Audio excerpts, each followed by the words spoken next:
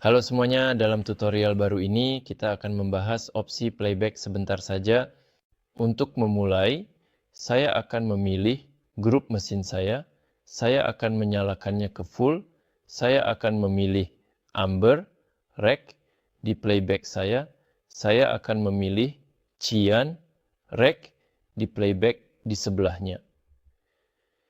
Misalnya Magenta Rec di playback di sebelahnya. Saya mengklik programmer saya. Ketika saya mengirim nilai saya, proyektor saya menyala dengan nilai intensitas dan warna.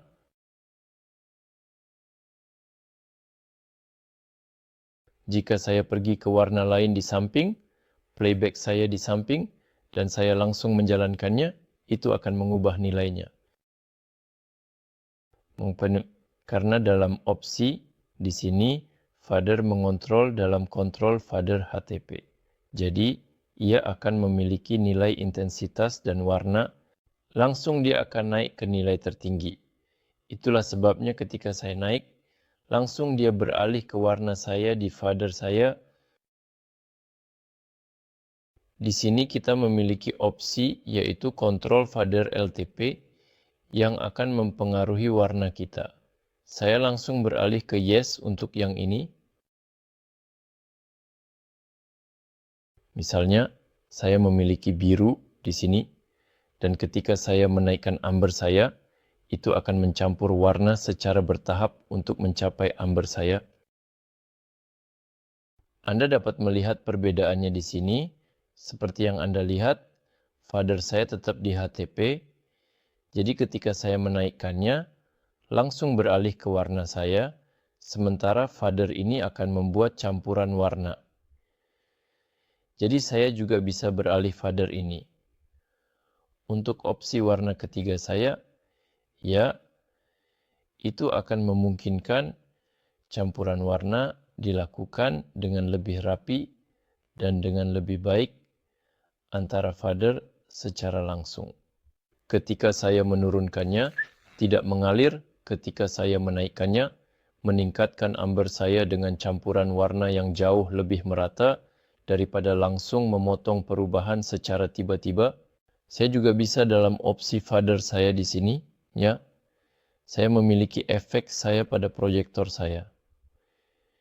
Jika saya mengklik 3 kali di sini, saya memiliki kontrol fader ukuran.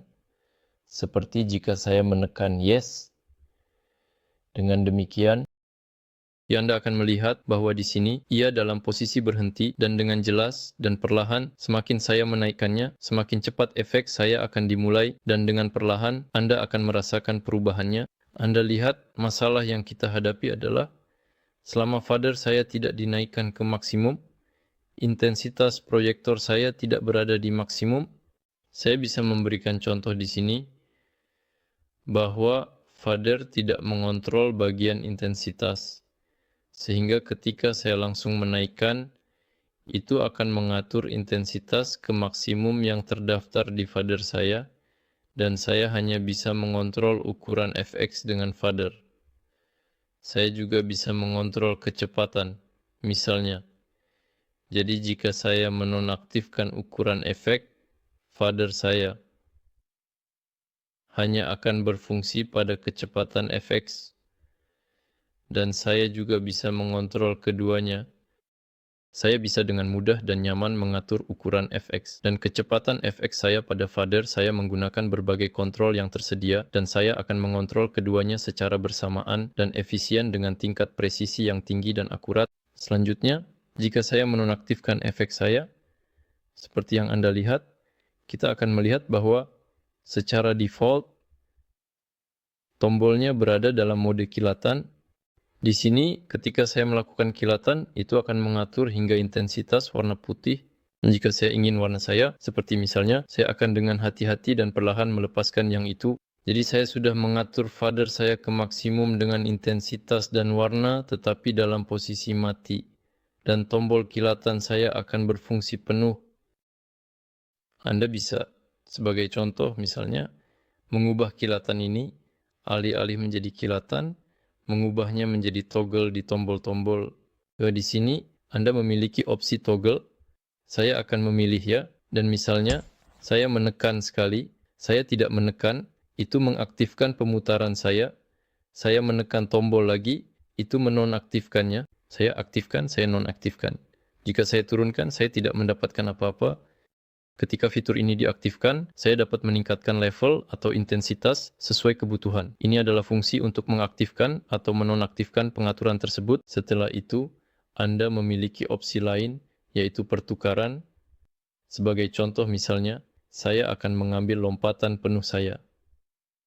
Dan sebagai tambahan informasi yang relevan dan penting ini, saya akan menyimpannya di sini.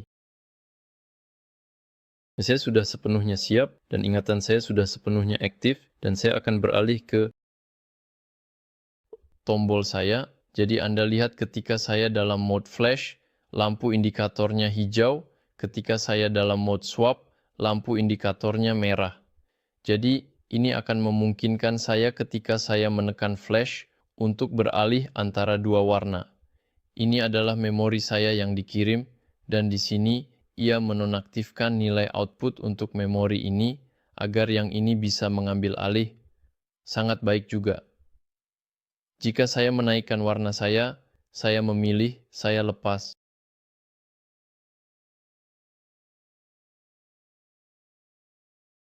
Saya bisa beralih antara keduanya.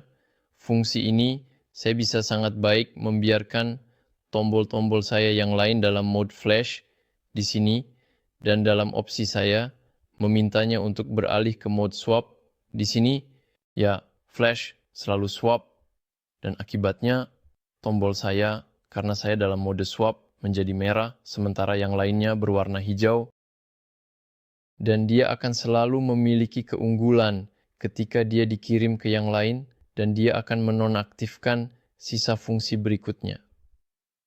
Misalnya, Anda memutar dengan konsol Anda, ada beberapa efek yang mungkin Anda butuhkan untuk setiap lagu, misalnya efek strobe, warna putih, dan memiliki memori pertama atau kedua yang berubah tergantung pada lagu. Di sini dalam opsi pemutaran ulang, saya bisa mengubah seperti dan juga dengan efek yang berbeda dalam pemutaran ulang. Saya harus berada di halaman pertama dari dokumen atau buku, itu dia, di halaman pertama dari dokumen atau buku saya. Jika misalnya saya mengambil spot saya, yaitu tempat atau posisi yang telah saya tentukan sebelumnya, pada posisi penuh yang sepenuhnya optimal dan sesuai dengan kebutuhan saya, dengan warna tertentu yang telah saya pilih. Berdasarkan preferensi pribadi saya menyimpannya di sini. Saya memiliki pemutaran ulang yang ingin saya miliki di setiap halaman ketika saya akan beralih saja di pemutaran ulang di sini. Saya bisa mengatur pemutaran ulang ini sebagai default. Ya, pada on di sini tertulis pemutaran ulang 1 sebagai default. Artinya ketika saya akan mengganti halaman, sekarang saya berada di halaman 2. Ia akan selalu hadir di semua halaman dengan penuh perhatian dan cinta serta kehangatan dan kasih sayang. Di sini itu sebenarnya datang untuk bertambah. Karena saya sudah memiliki sesuatu di belakang, playback default selalu ada di halaman 1. Sekarang misalnya saya menonaktifkan ini.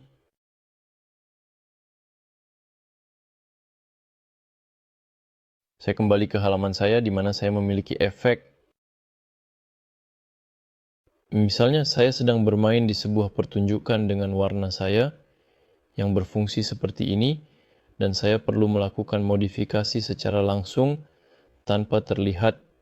Di sini saya memiliki sebuah tombol buta.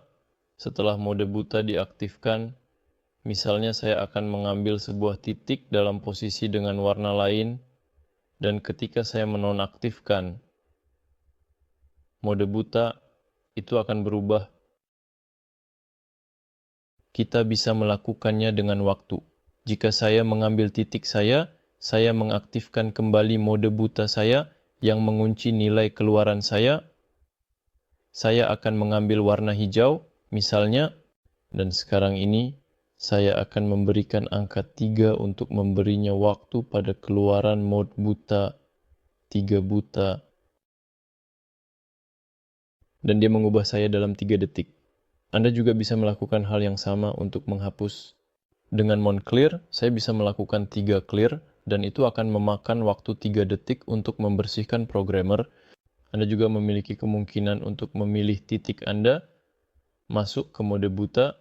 Saya akan membuat sebuah posisi, sebuah warna.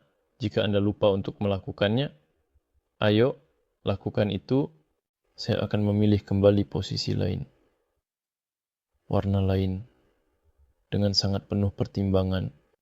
Di sini saya memiliki kemampuan untuk dengan cepat keluar dari mode line hanya dalam waktu 3 detik. Setelah itu, saya dapat dengan mudah mengirimkan memori saya ke tujuan yang diinginkan. Jadi saya bisa merekam. Saya telah merekam memori ini dari palet saya secara langsung. Sebenarnya, mode buta sangat praktis ketika Anda lupa untuk menyimpan sesuatu dan perlu menambahkannya secara langsung.